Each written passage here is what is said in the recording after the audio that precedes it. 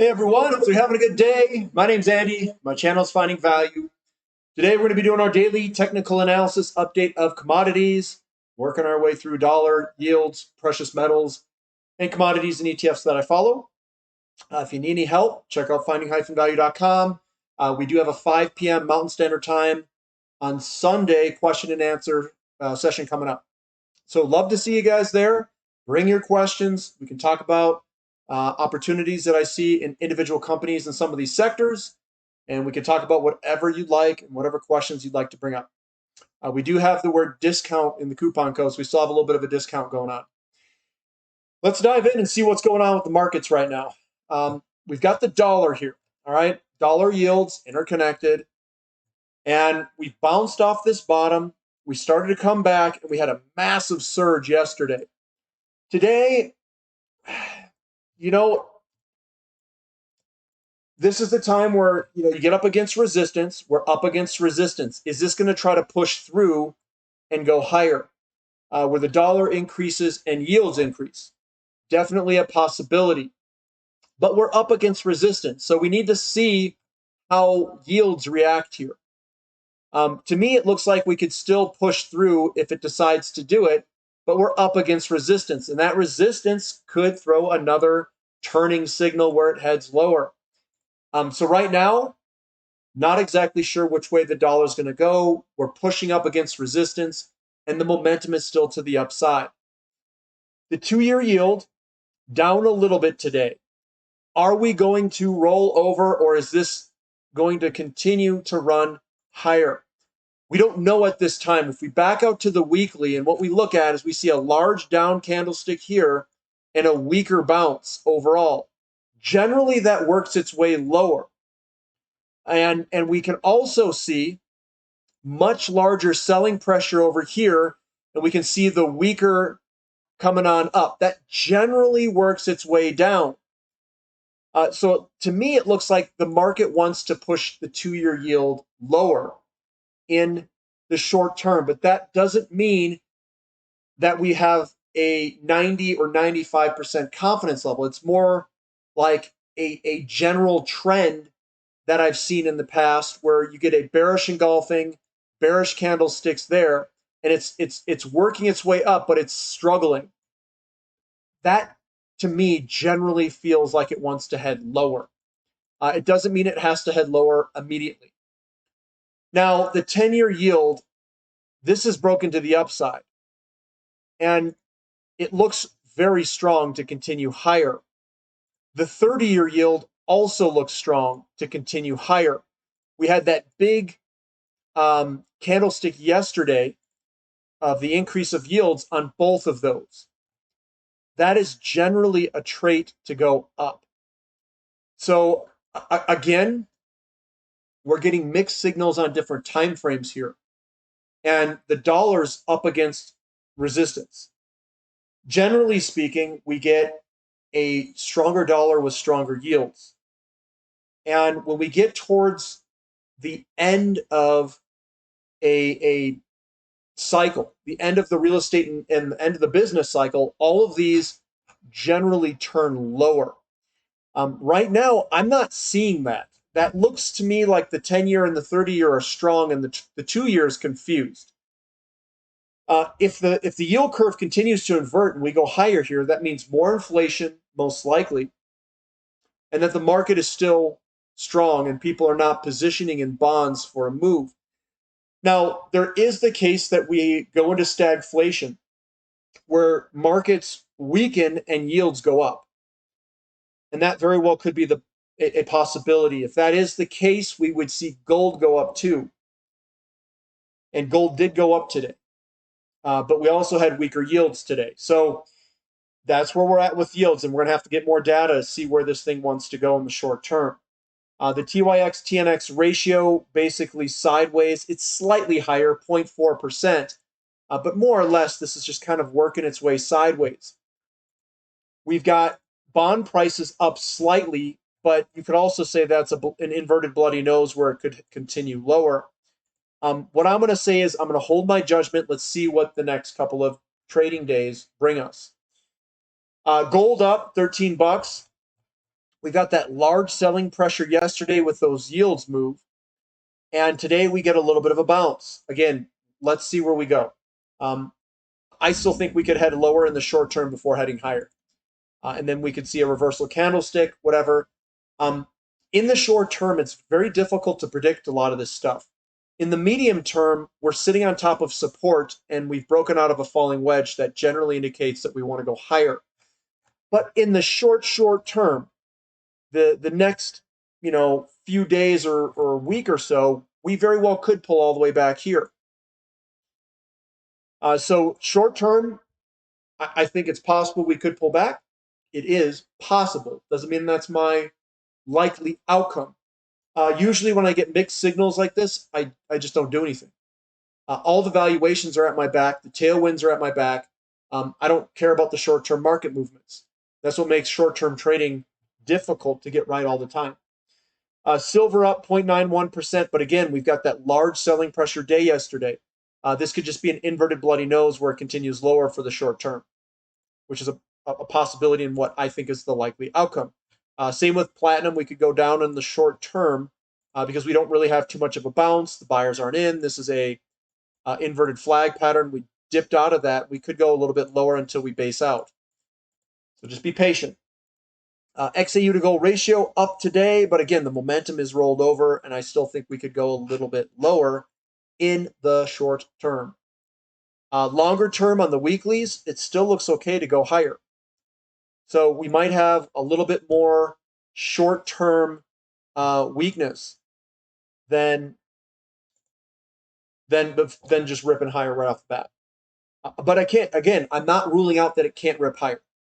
I'm just saying, we're battling back and forth between buyers and sellers. It's slightly favored in the sellers to push it lower, but again, short term, it's not a high probability bet. If I were to look at this, and the way that I would play this is cheap.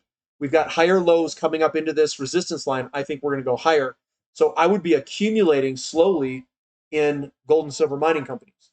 I wouldn't play the short-term market movements that are flying all over the place. CRB index up a little bit. I think the CRB index looks absolutely fantastic. There's not much selling pressure up here. Still looks good. CRB to S&P 500 still holding together quite well. This to me looks like it wants to work its way higher, where commodities outperform the S&P 500. But during this era, increasing interest rate environment, we got to pull back in the interest rates, and maybe we have an increasing interest rate environment. That makes me think that we're probably going to see an increasing interest rate environment where the CRB outperforms the S&P. What does that mean for the dollar? Well, we're up against resistance. That means the dollar could go higher, and maybe we get a split where we go slowly higher in interest rates at a slower pace than other currencies' monetary tightening, which means the dollar could still go down if we really slow down the pace of increases of interest rates. It starts to get a lot harder as these things morph and turn and start to turn to some degree. GDX up 1.22%. Again, we've got that. There's a little bit more selling pressure here to the downside. So I still think it could be possible that we have got more downside or sideways basing action. We've still broken the downtrend, so maybe we come back to here. This is just a return move. Crude oil up 0.64%. It's still holding quite strong. Nice, good move in crude oil. Natural gas also looking good, sitting on top of this flag pattern. Still looks good to go higher. XOP, yeah, you know me, still ripping. Yesterday was a reversal candlestick, but the buyers came in and showed us they were there. Pushed it higher. Pushed it higher. And it still looks really good from a weekly perspective. OIH also looking very strong. What we're doing is we're getting stuck here against resistance. And it tried to turn, and today we answered back, and we'll see if we go sideways here. And maybe that's all it can muster to the downside is basically a pullback to this support level. Again, I don't know the answers. What we're trying to do is gauge how many sellers are left in this thing and how much buying pressure is left. If the buyers are going to come in here and just whomp everything, we'll continue higher. The valuations of energy service companies, the the valuations of the sectors, the valuations of oil, they're all positive to go higher. So I am not, even if you see short-term weakness, there's no way I'd be selling into this type of valuation and strength that we have in the markets. So I would remain long. I would sit tight and be long as hell in energy service. Why? Well, what we're doing is we're just ripping through some resistance levels. And when we break through here, I think we've got a long way to run. It's not going to go straight up. We're probably going to cycle up, pull back, cycle up, pull back, do your waves and your stair-stepping pattern. But this all here looks like a very strong setup when you look at the candlesticks. Looking at the Sprott Uranium Trust, it's still moving higher today. We've had a little bit of selling pressure the past 2 days where we reversed, but it's holding on. Is this going to form a pattern? We've broken the downtrend. 1815 is where we want to break, and we're working our way up. Just be patient with it. The uranium, individual companies of uranium still look very good. We're still sitting on top of a lot of the patterns. Still looks good. URAF, 2%. We got at least an answer from yesterday's selling pressure, but there's still sellers out there. We're still battling back and forth. You can see the wicks at the top on a weekly candlestick. We get up here and sell off, sell off, sell off, sell off, sell off, sell off. There's some resistance here. We got to work through those sellers. There's still people who may believe that the uranium bull market isn't going to come and that there is a recession or some fear in the market, whatever it is. It could be selling based off of where the interest rates are going. URNM up a little bit, but again, we're up against resistance. We got to break through that resistance first.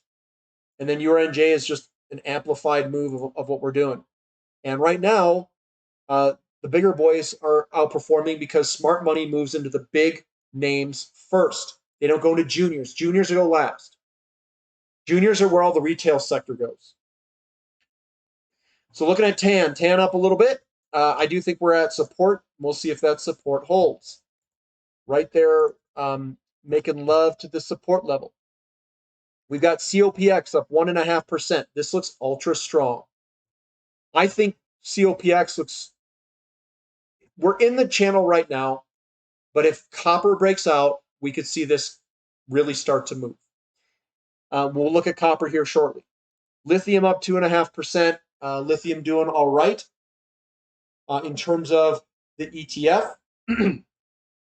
And I still think it's going to work its way higher. It's grinding on up.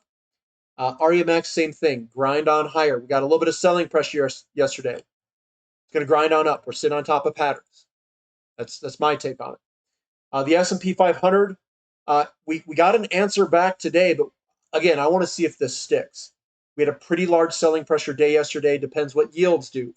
Yields pulled back today. Same with the dollar, and S&P went up. NASDAQ, same thing. Yields pull back, NASDAQ goes up. Are yields going to continue to pull back? I'm not willing to make that case. I think there's a good chance that the long end of the curve could go up. The 10-year yield could go up. The 30-year yield could go up. It still looks good to go higher. So yes, we've gone up here. And I think that a lot of people think that interest rates are rolling over, but that may not be the case. The NASDAQ is the most interest rate sensitive of the group. And if it wants to head lower, this is where it would do it. Let's give it a couple more trading days, see what happens. Emerging markets bouncing back. I like how this is bouncing back. Strong, big. I think we could still go higher in emerging markets. What does that mean? Still means we can have a weaker dollar. But again, are rates going to move up? Are they going to go down? In the short term to move this. I'm not playing the short term, I'm playing the long term. If rates go up and things pull back, another buying opportunity to accumulate cheap assets. If I try to trade it in the short term, it makes it a lot harder. That's why I don't trade the short term. I stay long, undervalued assets in the sectors I like with a bunch of symmetry on my side, with all the tailwinds at my back from a longer term perspective. XHB up 1%. We're going to make all-time highs here very soon. Can this break and move on up, or are we going to turn and roll on over? I know a lot of the companies that have been reporting, they've been just killing it. Just killing it. Now, can that kill it 12 months from now? We'll have to wait and see. Moo also up, but again, it's not a large up day. I still think that this could potentially head a little bit lower. This is a reversal candlestick there called the bearish engulfing. We could get a little bit of a downward move. We've got copper up 2.13. This looks like it wants to break to the upside. Copper is right there ready to break. We had a nice, good, bullish engulfing day today. Higher for copper. What does that mean? Dr. Copper's telling us that inflation and maybe the economy is stronger than what we think. If the economy was going to crash, we would see copper beeline it to the downside. And we would also see yields beeline it to the downside. That at least that's the past 40-year paradigm that we've been seeing. But copper's breaking to the upside. That looks opposite of a weak market. It looks like a strong market. Iron ore heading down a little bit today, down 3.91%. Surprising. I thought we were going to break to the upside, but maybe it's just a day or two that we're going to get a shakeout here. Nickel slightly lower, just right at support. Aluminum up. And again, I think aluminum's going to go higher. This is a bullish engulfing. Looks like it wants to go higher. I think it's a good spot to be looking at aluminum companies. Baltic Dry Index up. I do think Baltic's going to go up. I like Baltic Dry Index. Newcastle Coal, this isn't updated. It's down, but it's going to base out here. Just give it some time. Bitcoin up 0.34 or 35%. Just moving sideways. Interesting take here. It's not really moving up, but we've got these large selling pressure candlesticks. That's a generally an indication that we want to go lower. Same with Ethereum. We're coming down. We don't see good bounces. So usually you see the let me back out here. You see large up candlesticks that kind of come up and see how we've contracted here. It's like, where are we going to go here? Contraction generally means the buyers equal the sellers. So we go to the weeklies and try to look at the weeklies here. We've got this big, large buying pressure candlestick that's generally bullish. And this is bearish here. So we popped up bearish, and this, I mean, it could just result in going sideways. We consolidated here. You know, which direction are we going to go? Buyers equal to sellers. I don't know if they know exactly which direction they want to go. I think they're waiting on yields. Yields drop, I think this goes higher. If yields do not drop and they go higher, this could roll over based off where yields go. And what I'm seeing is a lot of confusion in the markets of where yields could potentially go. And, you know, the long end looks like it wants to go higher. The short end looks confused. I would say it looks like it wants to go lower on the short end, but it looks like it wants to go higher on the long end. And then you've got the dollar up against resistance. And right now it could go either way. It can go either way. You can hit resistance, can come back down. If you've got enough strength, you can try to punch back through it, and the dollar could go higher. It's possible. And I think if yields go on up, dollar will go higher. If yields turn and go down, I think the dollar will go down. Those outcomes determine the pricing of assets. If yields go down, I think precious metals are going to take off.